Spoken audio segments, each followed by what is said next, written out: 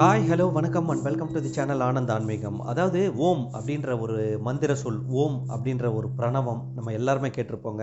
இந்த ஓம் அப்படின்ற வார்த்தைக்குள்ளே ஒளிஞ்சிருக்க அர்த்தங்களும் மறைபொருளும் என்ன அப்படின்றது தான் ஒரு சின்ன ஒரு டீகோடிங் விஷயமா நான் உங்களுக்கு சொல்ல போகிறேன். அதாவது ஓம் அப்படின்றது பார்த்துக்கிட்டிங்கன்னா 3 எழுத்துக்கள் சேர்ந்த ஒரு விஷயமா இருக்குது. அதாவது ஆ ஊ இம்.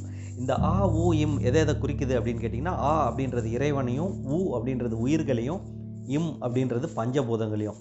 ஸோ இதை தாண்டி பெருசாக இந்த பிரபஞ்சத்தில் எதுவுமே இல்லை அப்படின்றது கண்டிப்பாக உங்கள் எல்லாருக்கும் தெரிஞ்சிருக்கும். அது மட்டுமே இல்லாமல் ஆ ஊ அப்படின்ற இந்த 2 எழுத்துக்களும் உயிர் எழுத்துக்களாக, இம் அப்படின்ற எழுத்து மெய் எழுத்தில் சேருதுங்க.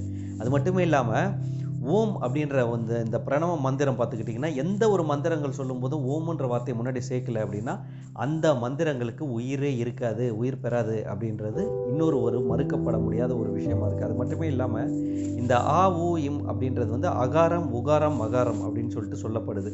அகாரம் அப்படின்றது நம்மளுடைய இடுப்பு பகுதியிலையும், உகாரம் அப்படின்றது உச்சி பகுதியிலையும், இம் அப்படின்றது மகாரம் அப்படின்றது தொப்புள் பகுதியிலையும் இணைஞ்சிருக்கு. இந்த முப்பொருள் சேர்ந்தது தான் இந்த ஒரு மொத்த கூரே நமக்கு அப்படின்னு சொல்லப்படுதுங்க ஆன்மீக விதிப்படி.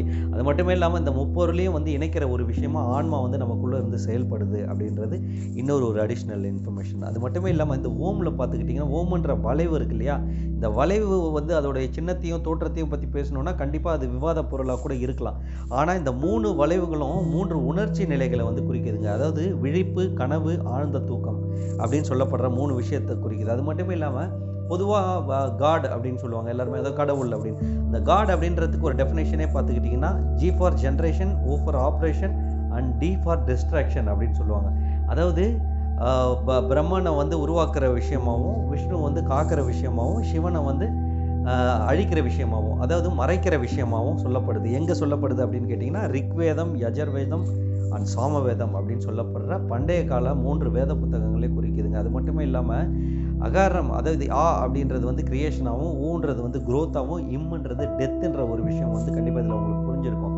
எந்த ஒரு சடங்குகள்லையும், எந்த ஒரு வேதங்கள்லையும் ஒரு சாரமான பொருள் என்ன அப்படின்னு கேட்டிங்கன்னா, இந்த ஓம்ன்ற பிரணவ மந்திரம் தாங்க.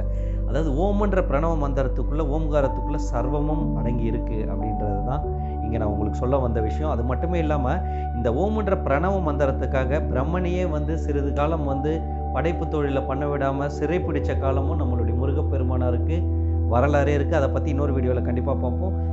இது எல்லாத்தையும் தாண்டி பார்த்துக்கிட்டிங்கன்னா, இந்த ஓம்ன்ற வார்த்தையை பார்த்துக்கிட்டிங்கன்னா, அது சயின்டிஃபிக் ஸ்டடீஸ்ன்னு சொல்லுவாங்களே, சயின்டிஃபிக் ஸ்டடீஸில் இந்த ஓம்ன்ற மந்திரத்தை சாண்டிங் பண்ணும்போது என்ன ஆகுது அப்படின்னு கேட்டிங்கன்னா, அதாவது இந்த ஒரு வேவ்ஸ், ஒரு அலைகள் ஒருத்தர் அமைதியான நிலைக்கு போகிறதுக்கான ஒரு அலைகளும் ஒரு காந்த சக்தியும் தானாக எழுப்பப்படுது, தூண்டப்படுது. அது மட்டுமே இல்லாமல் கிட்டத்தட்ட ஃபோனெட்டிக்ஸ் அப்படின்னு சொல்லுவாங்க, ஃபோனெட்டிக்ஸ் ஆஃப் தி வேர்ல்டு அப்படின்னு சொன்னோன்னா, அந்த ஓம் அப்படின்னா அக்கார்டிங் டு மதுக்ஷா, அதாவது மடுக்கியா உபனிஷதம் அப்படின்னு சொல்லிட்டு ஜான்சன் அப்படின்றவர் 1923 Om manifestation of all state of the time, Atman, consciousness and knowledge அப்படின்னு சொல்கிறாரு.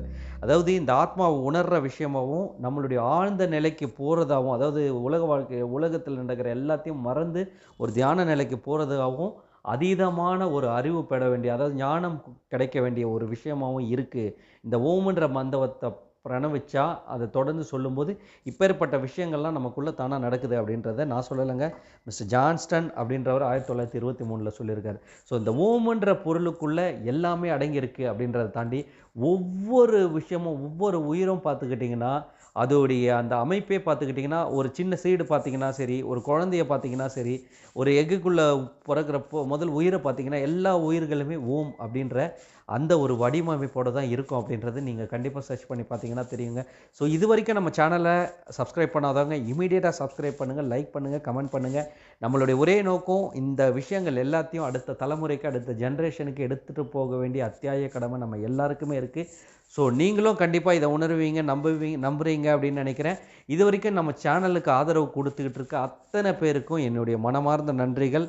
And thank you. நன்றி நன்றி நன்றி.